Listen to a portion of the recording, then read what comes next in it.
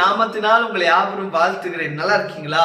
இந்த நாளில இந்த 6 மாதங்கள் கர்த்தர் நம்மை கண்ணின் மணி போல பாதுகாத்து அதிசயமாய் நம்மை வழி நடத்தி இந்த 7ஆம் மாதத்தை கால் வைக்க கர்த்தர் நமக்கு கிருபை செய்தார். ஆமென். பாருங்க எவ்வளவு அற்புதமான தேவன் இல்ல.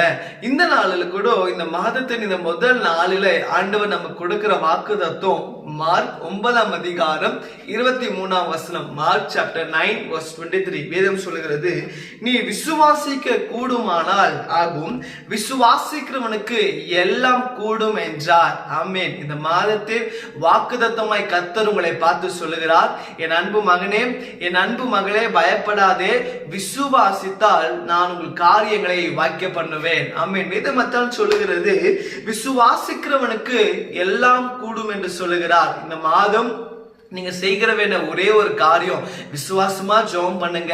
அது உங்க தனிப்பட்ட வாழ்க்கையா இருக்கலாம், இல்ல உங்க குடும்ப வாழ்க்கையா இருக்கலாம், இல்ல உங்க வேலை விஷயமா இருக்கலாம், இல்ல உங்க பிள்ளைங்க விஷயமா இருக்கலாம், இல்ல ஒரு ஆசீர்வாத காரியமா இருக்கலாம், இல்ல ஒரு தேவையா இருக்கலாம். நீங்க எது ஜெபிச்சாலும் விசுவாசமா ஏசப்பட்ட கேட்டு பாருங்களேன்.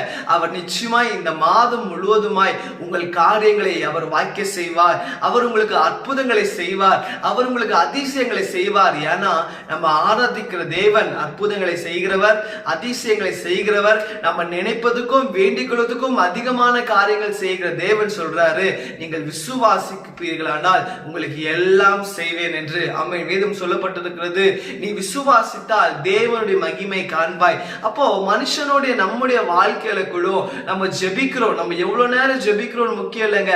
நீங்க ஒரு 5 நிமிஷம் ஜெபிக்கிறீங்களா, அதுல விசுவாசமா ஜெபிச்சு பாருங்களேன், உங்க ஜெபத்தை கர்த்தர் கேட்பார். உங்கள் வாழ்க்கையில நீங்க எதுக்கெல்லாம் ஜெபிக்கிறீங்களோ அவருடைய மகிமை பார்க்க போறீங்க.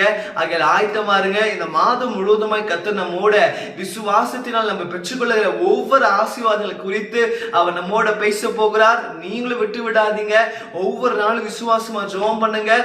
உங்கள் வாழ்க்கையில அற்புதங்களை பார்க்க ஆயத்தமா இருங்க. ஜெபிக்கலாமா? தகப்பனே, ஏதோ இந்த காலை வேளையில் அப்பா, நீர் எங்களோட பேசுற வார்த்தைக்காக நன்றி அப்பா. உங்களுடைய வாக்குத்தத்தை நாங்கள் விசுவாசிக்கிறோம் ஆண்டவரே. விசுவாசிக்கிறவனுக்கு எல்லாம் ஆகும் என்ற வார்த்தையின்படி அப்பா ஆண்டவரே இசப்பா, இந்த மாதம் முழுவதுமா யாரெல்லாம் ஆண்டவரே உண்மையே நம்பி உண்மையே விசுவாசித்து ஜெபிக்கிறாங்களோ, இதெல்லாம் ஜெபத்துல கேட்கிறாங்களோ, அவங்க வாழ்க்கையில அற்புதங்கள் செய்வீராக. இந்த முதல் நாள்ல இருந்தே அவங்க வாழ்க்கையில அற்புதங்கள் அப்பாவுடைய அதிசயங்களை காண கிருபை செய்ததுக்காக ஸ்தோத்திரம். எங்கள் தேவன் அப்படி செய்ததுக்காக உமக்கு நன்றி.